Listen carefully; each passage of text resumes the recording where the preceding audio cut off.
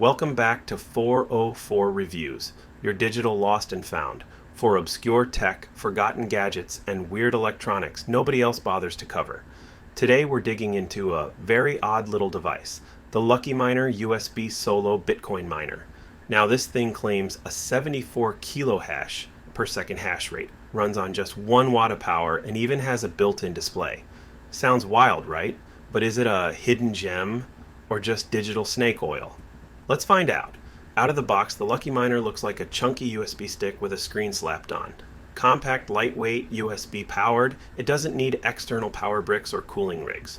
What really sets it apart though is small but useful color display. Unlike most USB miners that are totally silent, this one shows you what's happening in real time. Hash rate, connection status, and general mining activity. Right away it feels more like a tiny piece of interactive tech and less like a dead stick hiding in your hub. Getting it going is plug and play simple.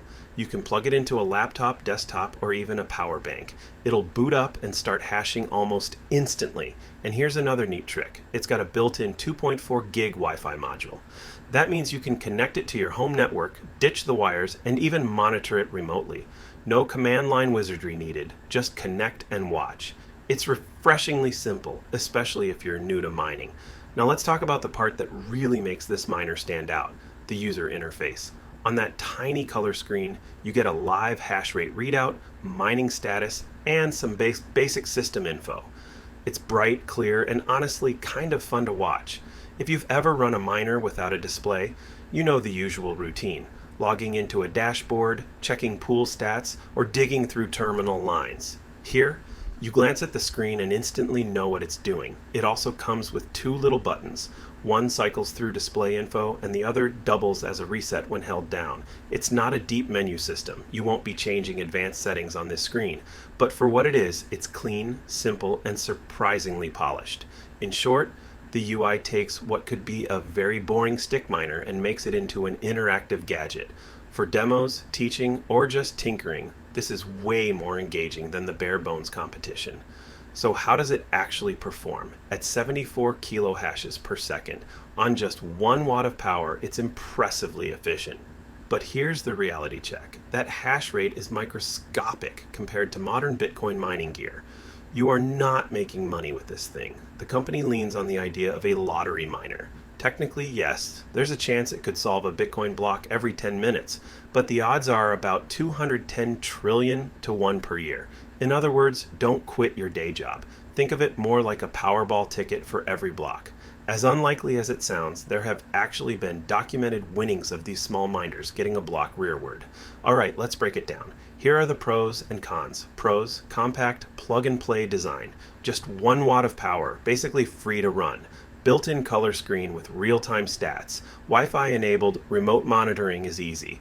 Perfect for beginners, teaching, or showing off. Cons: totally unprofitable unless you're astronomically lucky. Display is tiny, fun but limited. Buttons only handle basics, no deep config. So, it's fun, but it's not fooling anybody serious about mining. In the end, the Luckyminder USB Solo Miner isn't an investment, it's a novelty. But as a desk gadget, a way to visualize what mining looks like, or just a quirky piece of crypto history, it's actually kind of awesome. For the purpose it serves, a fun, interactive toy, I give it a solid 4 out of 5 stars. As an actual miner, it's a 1 out of 5, but hey, that's not why we're here. So if you want a profitable rig, look elsewhere. But if you want a flashy low-power way to say, yep, I've got a Bitcoin miner on my desk, this little guy does the job.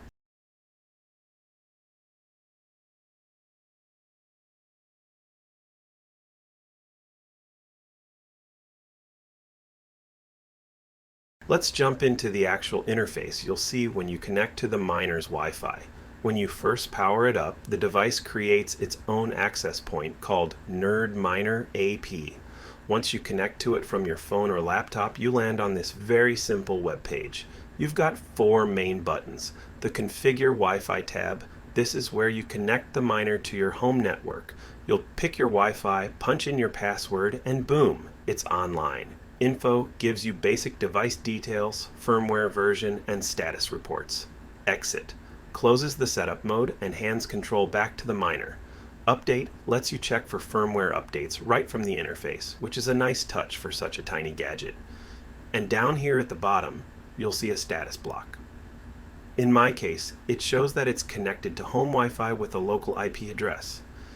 That means the miner is successfully hooked into my home network and ready to do its thing. This setup is extremely minimal. Big blue buttons, clean layout, and just the info you need to get connected. Honestly, that's a strength. You don't have to dig through menus or worry about advanced configs. 2 minutes and you're mining. Or, well, lottery mining. That's it for today's review. Don't forget to like, subscribe, and hit that bell if you love weird tech as much as I do. Until next time, keep exploring the lost and found of the digital world.